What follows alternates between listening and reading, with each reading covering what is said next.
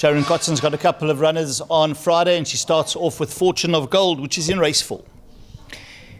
Fortune of Gold, his last two runs, he got gelded. His last two runs were the runs after the gelding.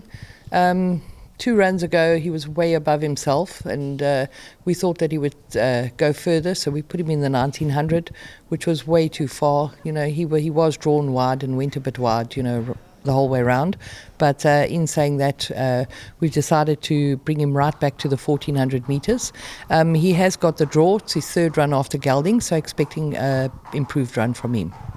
Now, in race 5, Twice to Heaven is a capable filly and must have a bit of a squeak here. I definitely think so. Although she finished 7th, she only finished 4 lengths off Hard Knocking Boys, and I thought it was a really good run. It was a really strong field and open company. She's back against the fillies and she has a good draw, and she's very honest, so expecting a good run from her. Ideal Angel races in race 7 and a versatile individual. This races well on both surfaces. Yes, she does, and she's also got Louis on again, and Louis gets the best out of her. She is super honest. She has got the draw. She enjoys both course and trips. It doesn't really matter to her.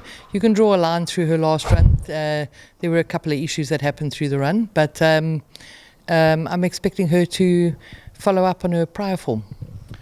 The lucky last race 8, a couple of runners there, but Ideal Time is a carded runner. The other 2 runners in the race are reserve runners. Let's touch on Ideal Time, a runner that likes to ping the gates and race handy, right up there with front running tactics. Yes, he does. Unfortunately, it would be ideal if he could get one to tuck behind, because he tends to over race early on in the running. But unfortunately, he's so quick out the gates that he always ends up in front, so he has to do the best from there. He's much better than his last run. He kind of ran out of a little bit of steam, and he flattens out and tends to become one-paced at the end.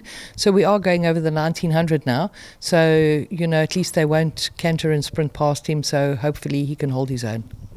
Well, there we've heard from Sharon KOTZEN, a stable that gives attention to detail, and we'll keep an eye on all the runners on Friday.